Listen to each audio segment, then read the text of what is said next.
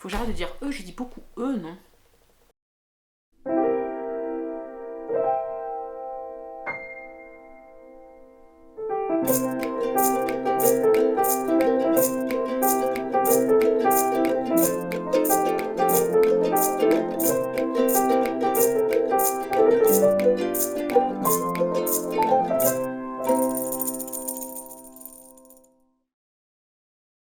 Amis du jour, bonjour et bienvenue dans cette nouvelle vidéo sur ma chaîne Derrière mes binocles.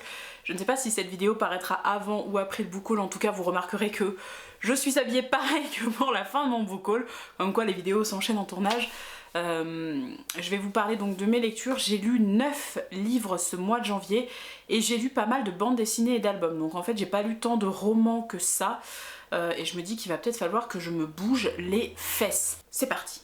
La première lecture que j'ai faite au mois de janvier et que j'ai terminée, c'est la bande dessinée UCC Dolores, c'est le tome 1, c'est de Didier Ellis-Tarquin et c'est paru chez Glénat en 2019. Je vous mettrai une photo, bah là il y a de la place, donc j'insérerai mes photos ici. J'ai pas les livres avec moi, ça me fait courir dans toute la baraque. C'est une bande dessinée dans laquelle on suit une jeune femme qui doit quitter un couvent sur une planète très étrange qui se voit remettre un héritage. Cet héritage c'est un vaisseau, un ancien vaisseau, je pense que c'était un vaisseau rebelle. Et du coup eh bien, elle sait pas trop quoi faire de sa vie puisqu'elle tout ce qu'elle a connu c'est le couvent. Et elle va s'entourer d'une espèce d'équipe de bras cassés, de pirates et de bandits. Et elle décide d'aller faire le bien dans la galaxie élevée par les nonnes qu'elle est. J'ai trouvé ça assez sympa dans l'histoire comme dans le dessin. Après, j'essaierai pareil de vous mettre des visuels. J'ai pas l'habitude de ce genre de bande dessinée puisque je lis beaucoup de bandes dessinées pour enfants et adolescents ou de bandes dessinées au trait plus féminin. En tout cas, c'est un vrai plaisir d'avoir découvert cette histoire-là. C'est peut-être pas une bande dessinée dont j'achèterai les tomes suivants. En revanche, je pense que je me renseignerai à la médiathèque pour me les procurer et au moins savoir comment l'histoire avance. C'était une lecture somme toute très agréable mais assez anecdotique. J'ai ensuite lu une seconde bande dessinée beaucoup moins anecdotique celle-ci puisqu'il s'agit de Stand Still Stay Silent de Mina Sundberg qui est paru aux éditions Achilleos et je regarde la date de parution en 2018. La traduction est de Diane Ranville. C'est un tome 1 et c'est un tome 1 qui est excessivement dense. Le monde est on va dire, le monde est pris dans une espèce d'épidémie, une épidémie, un virus, les frontières se ferment, c'est un peu ce qu'on a vécu pour le Covid, sauf que ce virus-là est totalement mortel et qu'il ne reste pas beaucoup plus de quelques milliers d'humains sur Terre, et notamment en Islande et dans les pays scandinaves d'ailleurs, pays qui ont fermé leurs frontières et qui ont des villes de survivants. On suit à l'intérieur de ces villes une espèce de groupe de scientifiques qui souhaitent voir un petit peu comment ça se passe à l'extérieur, comment va le monde. Et surtout, ce monde est peuplé de créatures monstrueuses et étranges. Donc sous l'aspect scientifique sous-jacent, il y a aussi une espèce de mission de reconnaissance mais de récupération des livres qui sont devenus une denrée rare. Et donc le but de cette excursion, c'est à la fois de récupérer des données mais aussi de récupérer des livres qu'ils pourront ensuite revendre pour se faire un petit peu d'argent. Là où je vous dis que c'est dense, c'est parce que d'une part on a plusieurs langues qui se mélangent, donc les langues scandinaves et des langues balkaniques et germaniques, et du coup bah, vous avez un peu toute la racine de ces langues et c'est hyper riche. Vous avez également des cultures et des religions qui se mélangent, et là la religion reprend le dessus puisque ces monstres font appel au folklore, pas à la fantaisie, au folklore de ces pays scandinaves, que ce soit l'Islande, la Suède, la Finlande, etc. Donc on apprend un peu la différence entre les langues, pourquoi ces langues sont différentes, quelles sont les racines de ces langues, mais aussi quels sont leur folklore et leur religion. Et c'est... Enfin, moi vraiment j'ai dû revenir plusieurs fois en arrière pour me dire attends, qui c'est qui parle suédois, qui c'est qui parle finlandais. J'ai compris que les Islandais comprenaient les finlandais ou les suédois, enfin je sais plus, mais il y a une des langues sur tous ces pays slaves qui n'est pas du tout une langue qui est une langue qu'aucun autre ne comprend, enfin, et du coup je comprenais plus qui comprenait qui pouvait communiquer avec qui parlait quelle langue. Donc au début je me suis dit waouh, c'est super dense, et en fait c'est hyper intelligent, j'adore l'espèce d'équipe, mais quand je vous dis que c'est une équipe de bras cassés, c'est que On a des gens qui sont là par dépit parce qu'ils ont besoin d'être payés ou parce qu'ils avaient pas d'autres financements ou parce que... parce que c'était des gamins qui voulaient quitter leur ville natale, enfin l'espèce de camp dans lequel ils vivaient pour voir du pays, parce que donc en fait tous ceux qui sont là un petit peu par dépit et pas par conviction, et du coup ça crée une espèce de bande un peu hétérogène avec des personnalités, il y en a un qui est un peu endormi, il y en a un qui a l'air d'avoir des visions, on sait pas trop, il y en a une, c'est soi-disant une générale, celle qui conduit la mission, elle est soi-disant une haut gradée alors qu'en fait c'est la fille d'un chef, enfin voilà, il y a vraiment cette espèce de construction, donc tout le début de la BD est très long, parce qu'il faut construire il faut construire ce monde, il faut construire cette équipe, il faut rencontrer les personnages, il faut qu'on comprenne les langues, il faut qu'on comprenne les folklores, et donc c'est riche. Sur la seconde partie, et je dirais même le troisième tiers, puisque c'est les 2 premiers tiers où on a cette construction, sur le troisième tiers, on a l'aventure, ça y est, ça commence, on va dans la nature sauvage et on commence à rencontrer ces créatures justement, à comprendre un peu ce que c'est que ce virus, quelles étaient les recherches qui étaient menées, etc. Donc je sais pas du tout où ça va. Même le début qui est introductif et qui est dense, j'ai trouvé ça hyper intéressant et je ne me suis absolument pas ennuyée. Donc je ne peux que conseiller cette bande dessinée Stand Still, Stay Silent, le tome 1, j'ai acheté le tome 2, on verra bien ce que ça donne. Mais en tout cas c'était vraiment une chouette lecture et je me suis pas trompée de toute façon. Je sais que Achilleos, la plupart de leurs publications, c'est ma cam. C'est pas compliqué. C'est eux qui avaient fait Le Prince et la Couturière, c'est eux qui avaient fait La Tête dans les étoiles. Enfin, c'est eux qui ont fait les Giant Days, c'est vraiment... Enfin, je veux dire, je vous mens pas, hein, j'ai une étagère complète de bandes dessinées d'Achilleos. Donc franchement, là, je me suis pas trompée avec Stand Still, Stay Silent, le tome 1. C'était vraiment une très très chouette lecture graphique. Ensuite, j'ai lu une 3e bande dessinée qui est le tome 1 de The X-People. Je crois que c'est chez Grand Angle, oui c'est ça, c'est paru en 2022. Et c'est de S. Desberg et A. Hutkin, donc Desberg et Hutkin. On suit des esprits qui ont très envie de monter au paradis, sauf que du coup pour monter au paradis il faut avoir fait des choses bien dans sa vie, et on leur dit qu'il y a un droit de passage à payer. Et donc eux ils vont se pointer à Jérusalem pour être un peu exorcisés et envoyés au paradis, avec de l'argent à donner pour pouvoir être exorcisés, justement pour payer la cérémonie, sauf qu'on leur dit non, les gars, l'argent avec lequel vous allez payer votre passage, ça doit être de l'argent que vous avez récupéré de manière honnête en faisant des choses bien. Et donc cette fine équipe de gens qui s'est rencontrée un peu sur la route, je sais plus combien ils sont, 4 ou 5, va devoir recommencer, rassembler une somme très conséquente, mais en faisant des bonnes actions.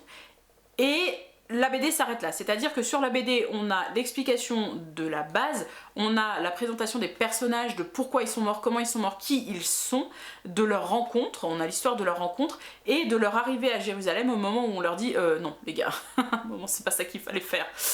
Donc une BD assez introductive, j'ai trouvé ça drôle et intéressant dans le concept, mais enfin ça me donne pas plus que ça envie de lire le second tome, donc cette bande dessinée est partie en boîte à lire. Oui d'ailleurs je vous ai pas dit, les livres dont je me débarrasse la plupart du temps, donc j'en mets quelques-uns sur Vinted parce qu'il faut quand même que je vive et que je m'achète des livres aussi, mais je les mets jamais très cher, mais les bandes dessinées comme ça que j'ai achetées soit pendant les 48 heures de la BD comme c'est le cas du CC de Lorès, soit en promo comme c'est le cas de The X-People, à ce moment là je les mets juste en boîte à lire pour que d'autres puissent en profiter, et que moi je n'ai pas à les garder dans ma bibliothèque. Donc voilà, une BD très sympa, elle a le mérite d'exister, le dessin est pas oufissime mais il est pas horrible, j'ai bien aimé le concept, pourquoi pas si je croise un jour la route du tome 2, lire le tome 2, mais je n'achèterai pas la suite et je ne conserve pas cette bande dessinée dans ma bibliothèque. Livre suivant, allons-nous enfin parler d'un roman, oui, puisqu'il s'agit de Otoline et le vétérinaire des monstres. C'est écrit par Yana Perry et c'est illustré par Laurent Gapaillard, que je me plante pas, je l'appelle toujours Bertrand Gapaillard, non c'est Laurent Gapaillard, puisqu'on a quelques illustrations, donc la couverture et quelques illustrations à l'intérieur. C'est paru chez PKJ en 2023 et c'est très particulier. Le roman nous raconte l'histoire de la jeune Otoline qui doit avoir 12-13 ans, je sais plus exactement. Cette jeune fille est orpheline, elle a perdu ses parents et elle vit chez une grande tante à elle, une grande tante qui est... C'est quoi le mot ? Maniaque. Sa grande tante, elle est maniaque. Elle nettoie sa demeure du sol au plafond tout le temps. Elle se désinfecte les mains chaque fois qu'elle touche un truc. Et son fils, qui est un adulte, je pense qu'il doit avoir une vingtaine d'années, son gosse, il est complètement ch'tarbe. Toutes les semaines, il veut faire un nouveau métier. Des fois, il veut être chanteur, des fois, il veut être astronaute, des fois, il veut être magicien. Et il a des lubies comme ça. Et il adore emmerder Autoline. Pardon, il adore embêter Autoline. Et donc, Autoline est assez seule. Elle a un meilleur ami. Elle vit dans cette grande baraque et sa seule amie dans cette grande maison, c'est la femme de chambre qui doit nettoyer sans cesse la maison du sol au plafond. Et un soir, Autoline est dérangée par une étrange créature blessée qui vient frapper à sa fenêtre, non, qu'elle trouve au grenier, enfin bref, peu importe, qui est très très bizarre. Elle appelle un vétérinaire, elle décrit la créature, le vétérinaire lui dit bah on soigne pas ce genre de choses ici, mais vous pouvez aller chez un autre gars, un vétérinaire exprès pour ces animaux particuliers. Et Autoline se rend chez ce monsieur et elle se rend compte que ce n'est autre que son grand-oncle dont elle n'avait jamais entendu parler, son grand-oncle Arwanak, en tout cas c'est comme ça que je le dis, Arwanak, moi je l'appelle Arwanak, qui donc a fait le serment de soigner ces bêtes étranges qui viennent d'un monde parallèle et qui viennent toquer à sa porte chaque soir pour se faire soigner. Et c'est la rencontre d'Autoline avec ce vieil homme qui perd un petit peu la boule, qui est extrêmement fatigué et qui a grand besoin d'une assistante. Et je ne vous en dis pas plus, on va simplement suivre Autoline et son oncle, la découverte des monstres, du métier de vétérinaire des monstres, et sur la deuxième partie, quelque chose d'un petit peu plus particulier. Le roman ne va pas du tout là où je l'attendais, c'est à la rigueur un roman avec un vétérinaire de monstres, je me dis... Allez, l'un dans l'autre, ça fait un roman pour enfants. Là, on est sur un roman qui est assez long, mais surtout sur un roman qui est un peu sombre et dont la construction me fait étrangement penser à des films de Tim Burton. D'ailleurs, j'ai fait une mise en avant Qu'est-ce que je lis si j'aime Burton, et ce livre en fait partie. Pourquoi est-ce que je parle de Tim Burton? Parce qu'on est sur une jeune fille qui vit dans une maison à l'ambiance assez sombre, et c'est en fait quand elle découvre les monstres et le monde des monstres que son monde va s'ouvrir, s'illuminer, qu'elle-même va se trouver un but, qu'elle va commencer à se mettre en danger, etc. Et donc c'est un roman... en plus d'être un roman initiatique, c'est un roman sur la mémoire, la passation, sur la destinée, mais aussi sur les regrets qu'on peut avoir dans la vie et sur le deuil, puisque Autoline doit faire le deuil de ses parents, mais son oncle a peut-être lui aussi un deuil à faire, ainsi que sa tante. Donc la fin est complètement what the fuck. Je vous avoue que les 50 dernières pages, je me suis fait c'est-à-dire on va vraiment par là. C'est pas horrible en soi, hein, c'est compréhensible et tout, mais on part dans une direction que je n'attendais absolument pas. Les dessins de Laurent Gapaillard ont une dimension un petit peu cauchemardesque. Alors pas cauchemardesque à te faire des cauchemars, horribles. Genre, je sais pas si vous connaissez le roman Les Bêtes d'ombre qui était paru chez Gallimard, qui m'avait moi... j'en avais fait des cauchemars. Non, mais c'est des dessins qui sont assez sombres, puisque c'est du noir et blanc, c'est du crayonné, si vous connaissez un peu le trait de Laurent Gapaillard, c'est lui qui a fait les couvertures de La Passe Miroir. Donc voilà, Autoline, c'est un petit peu un objet littéraire non identifié. Il faut savoir à quoi s'attendre. Je me dis que les gosses, après tout, ils lisent Roald Dahl, et que Roald Dahl, ça n'a pas toujours énormément de sens. C'est pas toujours tout rose, parfois c'est cruel aussi. Donc je me dis, l'un dans l'autre, ils peuvent lire Autoline, puisque Autoline est la rencontre entre Roald Dahl et Tim Burton. Pour moi, j'aime pas faire du name dropping et vous dire oui, ça ressemble à tel truc célèbre, mais là vraiment, c'est l'impression que ça m'a donné dans le côté un petit peu bizarre, ça va dans tous les sens, etc. Et dans ce côté justement, l'univers, le vrai univers qui est triste, et l'univers des monstres qui est vivant et plein d'animation. Ensuite, j'ai terminé un autre roman beaucoup plus connu, celui-ci, donc je vais peut-être en parler un petit peu moins longtemps, mais je vais plutôt vous parler de mon ressenti sur ce roman, et il y en a deux dans ce cas-là d'ailleurs, deux romans qui sont très connus, que moi j'ai lu un peu après tout le monde. Le premier, c'est L'Héritage, le tome 1, Eragon de Christopher Paolini. C'est paru chez Bayard en 2044.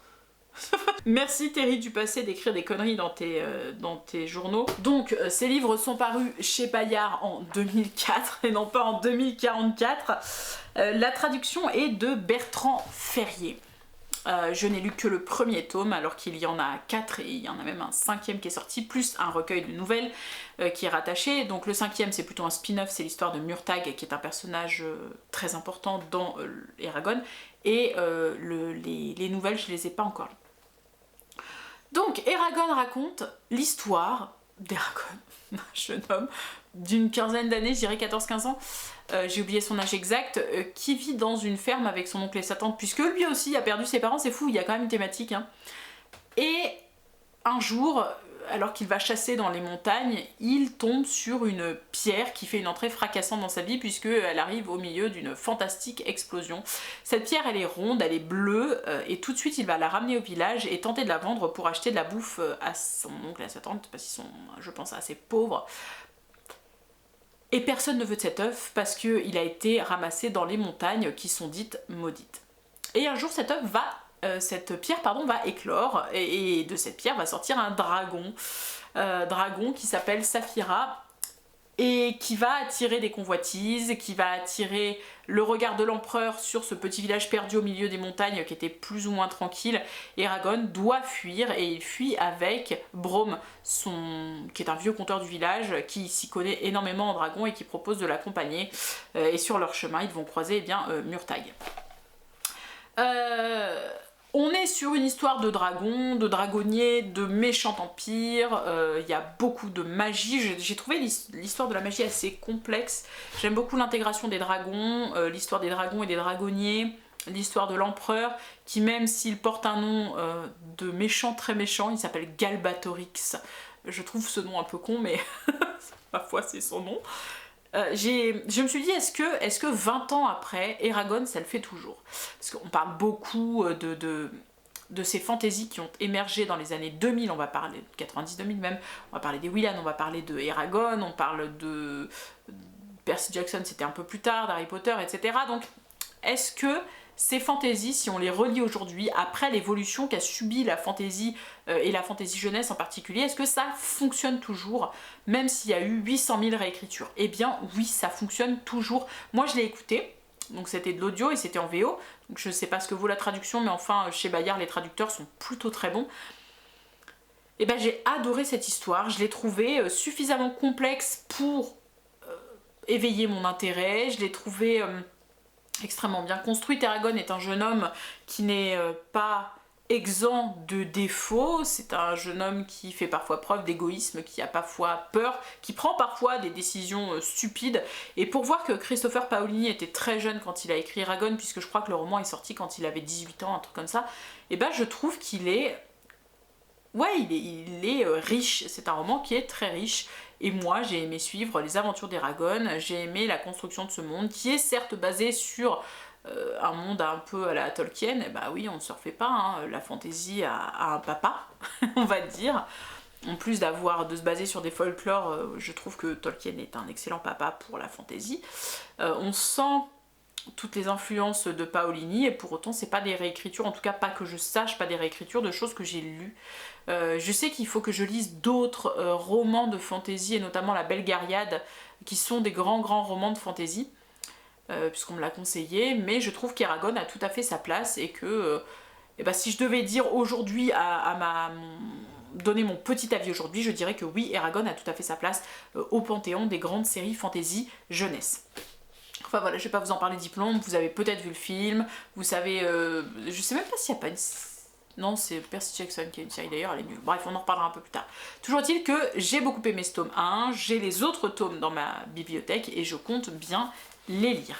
Ensuite, j'ai lu un petit album, vous l'avez vu passer dans mon book haul, ou vous le verrez passer dans mon book haul puisque je l'ai acheté en janvier. J'ai acheté Sapi le sapin d'Olivier Talek, paru dans la collection Pastel de l'école des loisirs. Donc c'est un grand et bel album dont je vous mets la couverture ici. Je vous montre un petit peu l'intérieur des pages dans le book haul si ça vous intéresse. Sapi le sapin, c'est l'histoire de Sapi le sapin qui est un tout petit sapin dans une exploitation de sapins, et lui il veut être sapin de Noël. Il veut pas être un meuble Ikea, il veut pas être une allumette, il veut être un sapin de Noël. Et donc un jour, il prend ses racines à son cou et il va en ville, il se pose dans un coin de la ville pour être ramassé par une famille et finir dans un salon décoré en tant que sapin de Noël. Et une fois Noël fini, et ben on lui enlève tous ses atours et il va être planté dans le jardin. Et en fait c'est l'éternel recommencement d'un autre sapin qu'on va chercher, qu'on replante dans le jardin. Et donc c'est l'histoire de ce petit sapin qui est adorable. J'adore l'humour. Olivier Tallec, il a toujours dans les albums pour enfants cet humour qui fait rire les enfants et qui émerveille les enfants et qui fait doucement sourire les parents parce qu'on sent que derrière il y a un discours d'adulte qui dit ouais t'as vu... toi aussi t'as compris, ça va plaire à ton gosse, mais toi aussi tu vois bien que c'est un peu con. Voilà. Et j'aime bien cette connivence que crée Olivier Tallec avec les adultes sans pour autant mépriser les enfants. J'aime son trait, le trait de son dessin, c'est toujours... il fait des personnages extrêmement expressifs. Et du coup c'est toujours quelque chose qui me plaît beaucoup. Donc c'est un très très chouette album de Noël qui va un petit peu à l'encontre des albums pleins d'espoir, d'amour et de cadeaux, de partage, etc. Puisque là c'est un peu la désillusion du sapin de Noël. Mais c'est pas non plus cruel au point de dire que le sapin va finir à la déchette. Je sais qu'il y a pas mal d'histoires de sapin de Noël et je trouve que celle-ci est très très bien faite. Il y a juste la bonne dose d'humour, c'est mignon, c'est coloré. Bref, j'ai trouvé très cool cet album et je n'en dirai pas beaucoup plus, je vais pas parler d'une heure d'un album. Ce mois-ci donc, j'ai également lu, je vous en ai parlé tout à l'heure, le tome 1 de Percy Jackson qui s'intitule Le voleur de foudre. Alors oui, aujourd'hui ça s'appelle Percy Jackson et les Olympiens. Moi, le livre que j'ai lu s'appelle juste Percy Jackson, tome 1, Le voleur de foudre. C'est écrit par Rick Riordan, la traduction est de Mona de Pracontal et c'est sorti chez Albin Michel en 2008. Moi j'ai lu au livre de poche jeunesse. On est toujours dans cette fantaisie des années 2000 avec là, vous l'aurez compris, tout l'esprit dieu grec. Si vous connaissez pas Percy Jackson, c'est peut-être vous vivez dans une grotte ou alors bah, vous vous intéressez pas à la fantaisie jeunesse, ce qui est aussi fortement possible, donc je vais arrêter d'être condescendante comme ça. Et je vous raconte donc l'histoire de ce roman qui est celle de Percy Jackson, 12 ans, qui vit avec sa mère et son beau-père qui est un immonde connard, et qui un jour se rend compte qu'il se passe des trucs bizarres autour de lui. En fait, il s'est toujours passé des trucs chelous, lui, il est dyslexique et un peu hyperactif. Attention. Pardon. Percy Jackson, il est dyslexique, il est hyperactif, il s'est toujours attiré des ennuis alors qu'en fait c'est le bon gars qui adore sa mère, qui aimerait bien faire, mais voilà, il n'y arrive pas. Et un jour il se fait attaquer au musée par sa prof de maths qui s'avère être un monstre de la mythologie grecque qui lui demande de rendre quelque chose et il ne sait pas du tout de quoi il s'agit. Bref, après avoir été attaqué avec sa maman également, eh bien il se retrouve dans un camp pour jeunes demi-dieux parce qu'il apprend qu'il est le fils d'un dieu et de sa maman, donc le fils d'un dieu et d'une humaine, et que ces enfants demi-dieux, demi-mortels sont récupérés, amenés à ce camp pour y être protégés des monstres et surtout pour y être formés et accomplir des quêtes. Et celle de Percy, ça va être de retrouver la chose qu'on l'accuse d'avoir volée, à savoir l'éclair de Zeus. Je ne vous en dis pas plus, ni sur comment, ni quand, ni pourquoi, mais encore une fois, je me suis posé la question, et c'est la raison pour laquelle j'ai lu, parce que je suis libraire jeunesse, donc c'est des livres que je vends souvent, et c'est des livres qui font souvent office de référence, c'est-à-dire que les parents me disent il a lu Eragon, qu'est-ce qu'il peut lire après, il a lu Percy Jackson, qu'est-ce qu'il peut lire après. Donc moi il faut que je connaisse le degré de complexité du livre, il faut que je connaisse les personnages, l'histoire, les problématiques soulevées, pour pouvoir ensuite proposer autre chose. Après je pourrais bêtement proposer un autre livre qui parle de mythologie grecque, on est d'accord, mais je me dis je préfère l'avoir lu, et aujourd'hui j'ai lu Percy Jackson, je vais lire les suites parce que j'ai beaucoup aimé, et donc à la question est-ce que Percy Jackson fonctionne toujours autant aujourd'hui, la réponse est oui. On a plein de problématiques qui sont également soulevées, beaucoup d'actions, l'amitié, l'apprentissage de sa propre valeur, la révélation sur qui est son père, les motivations de son père. Je trouve que la psychologie des différents personnages est hyper bien développée pour un roman, enfin pas pour un roman jeunesse, mais est développée dans ce roman jeunesse comme doivent l'être les personnages dans un roman destiné à des adolescents. Et c'est cool quoi, c'est fun en fait. C'est la mythologie grecque, donc qui est un sujet qui en général plaît beaucoup aux gamins. C'est un héros qui va mener une quête. Donc que demander d'autre? C'est bien traduit, c'est bien écrit, l'action est dosée, et donc oui, ça fonctionne encore aujourd'hui. C'est sorti en 2008, et aujourd'hui en 2024, ça fonctionne toujours autant, et je comprends que ça plaise toujours autant aux gamins. J'avance un petit peu sur le prochain roman, qui est un roman que vous avez choisi, en tout cas que les personnes sur Instagram qui me suivent ont choisi, en me donnant un numéro de bibliothèque, d'étagère et de livres. Je suis tombée sur ce roman que j'avais reçu en service de presse il y a quelques années. C'est Résistance de Samira Ahmed. La traduction est de Laurence Boischaud et c'est paru chez Big Bang en mai 2020. Résistance, c'est l'histoire d'une Amérique pas si lointaine de celle qu'on connaît aujourd'hui, qui a élu un président anti-musulman. Voilà, il aime pas les musulmans, il veut pas que les musulmans viennent sur son territoire, il veut pas, bref. Et petit à petit, il va faire passer des lois. Et en fait, on voit monter cette peur de la religion musulmane, comme on a vu monter la peur des juifs en fait en Allemagne en 1933. On peut pas s'empêcher de rapprocher les deux. Et comme les Japonais à l'orée de la Seconde Guerre mondiale, eh bien les musulmans qui se sont déclarés comme tels, en tout cas qui ont décidé d'assumer leur religion, sont parqués dans des camps, comme l'étaient les Japonais. Des camps qui sont pas forcément, en tout cas au début, des camps comme ceux des nazis, mais qui sont quand même des camps où on enferme des gens, où on les prive de leur liberté pour la sécurité nationale, entre guillemets. Et donc là-dedans, on suit la jeune Layla et sa famille qui sont emmenés dans ce camp, et Layla, elle n'est pas trop d'accord pour aller dans ce camp. Elle aimerait que ses parents se battent, elle aimerait que tout le monde fasse la révolution, elle est très en colère, et surtout elle est très irréfléchie. Et du coup, on va suivre l'évolution de sa réflexion, du mutisme dans lequel l'a plongé l'horreur de la situation, jusqu'à cette espèce de colère sourde qui lui fait faire des âneries, jusqu'à une espèce de révolution plus organisée, voilà. Et donc on va voir un petit peu comment c'est les mécanismes en fait, comment ça peut être facile, comment ça peut être accepté que quelque chose d'aussi horrible arrive, puisque c'est encore le cas aujourd'hui. Il y a encore des pays où on a ce genre de camp, où on a ce genre de pensée raciste, où on a ce genre de généralisation, de l'ostracisation, de la mise à l'écart de quelqu'un qui est différent culturellement ou religieusement. Bref, du coup c'est un roman qui sur sa première partie était, j'ai trouvé un peu naïf, et Layla m'a un peu agacée sur cette première partie où je la trouve un petit peu gamine.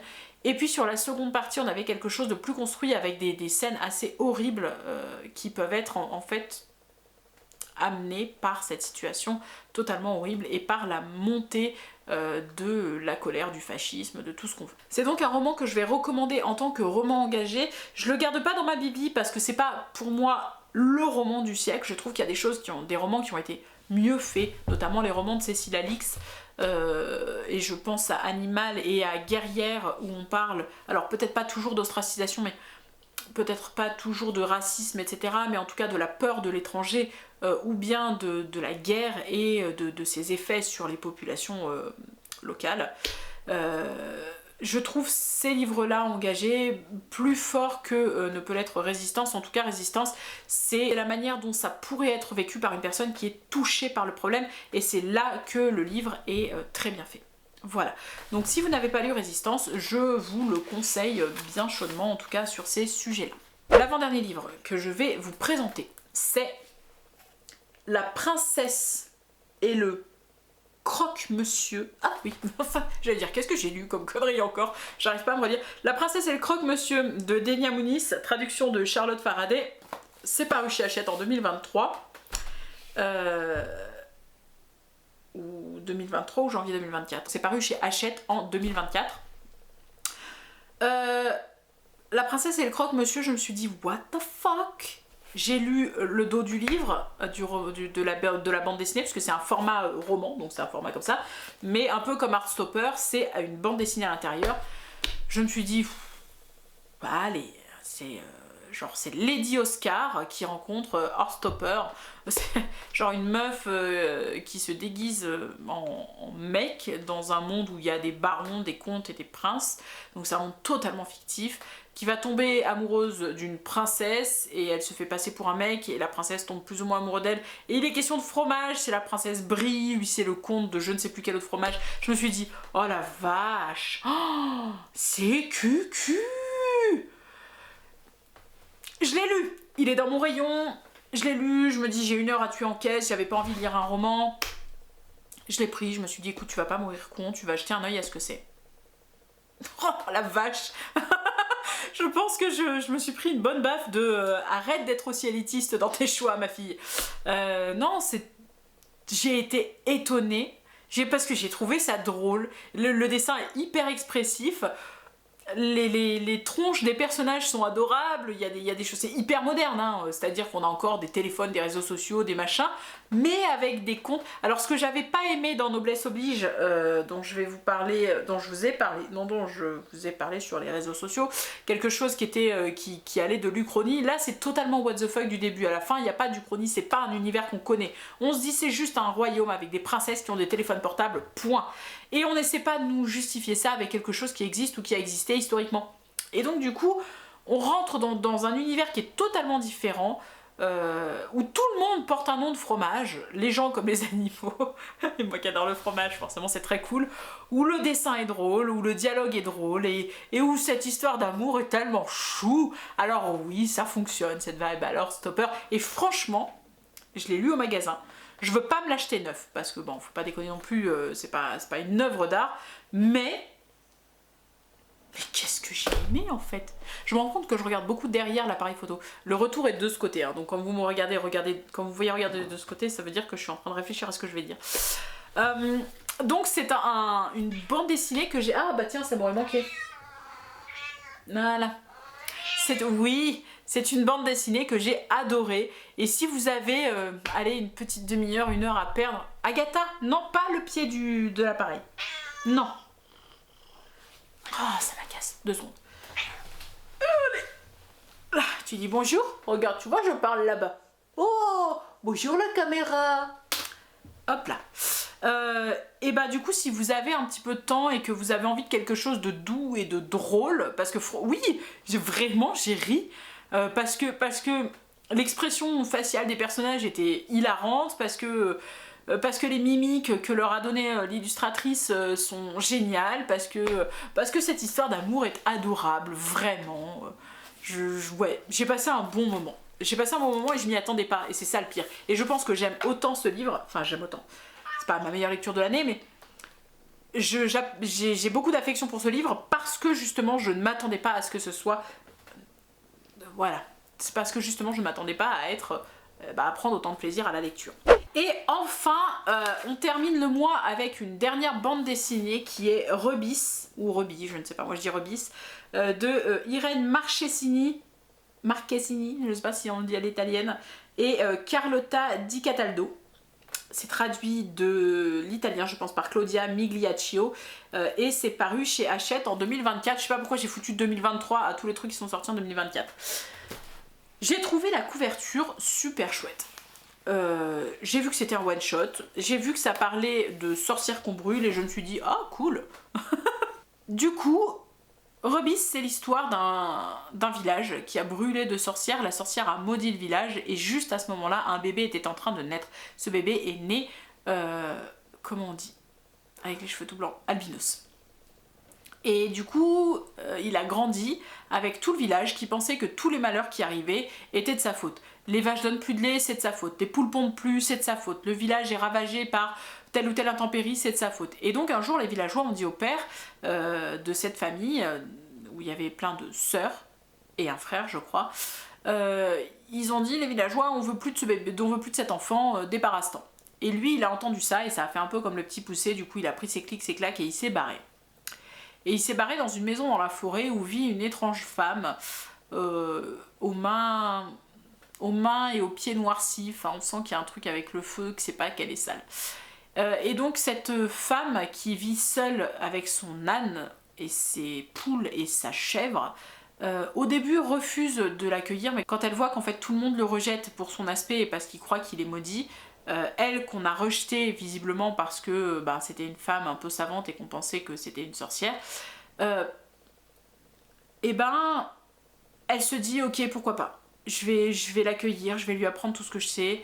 En plus, c'est un gamin qui retient vraiment, qui apprend très très vite, qui est très intéressé par la nature, par les animaux, par les plantes. Bref, donc elle en fait son apprenti. Ainsi va la vie de Rubis, il va se passer plein de trucs après. Mais voilà, on est sur cette histoire d'amitié de deux personnes rejetées par la société qui se sont trouvées et qui vont habiter ensemble dans la forêt. J'ai beaucoup aimé le dessin, j'aime beaucoup le trait. Il y en a qui ont dit qu'ils avaient... Oui, je suis en train de parler, mais je ne parle pas à des gens, Agatha, je parle à un appareil photo. Oui, bien sûr. Allez. Et du coup, la rencontre entre ces deux âmes seules qui ne s'accordent pas de valeur, elle qui a gardé une haine et une envie de vengeance, et lui qui... Lui, il comprend pas pourquoi on l'aime pas, quoi. Il a rien fait de mal. Et bah, du coup, c'est la rencontre entre ces deux êtres seuls, l'acceptation de ce petit garçon dans ce cercle de sorcières qui est très, très uni. Oui, non, mais dans ce cercle de sorcières qui est très, très uni. Et ben du coup ça donne une histoire très très chouette. Alors bien sûr on a un peu peur pour eux parce qu'on sent que les villageois là-dedans ils vont pas être très très contents. Mais j'ai beaucoup aimé découvrir ce dessin, j'ai beaucoup aimé découvrir les personnages et pour le coup la BD est assez longue, c'est un one shot, c'est-à-dire que c'est en un tome unique.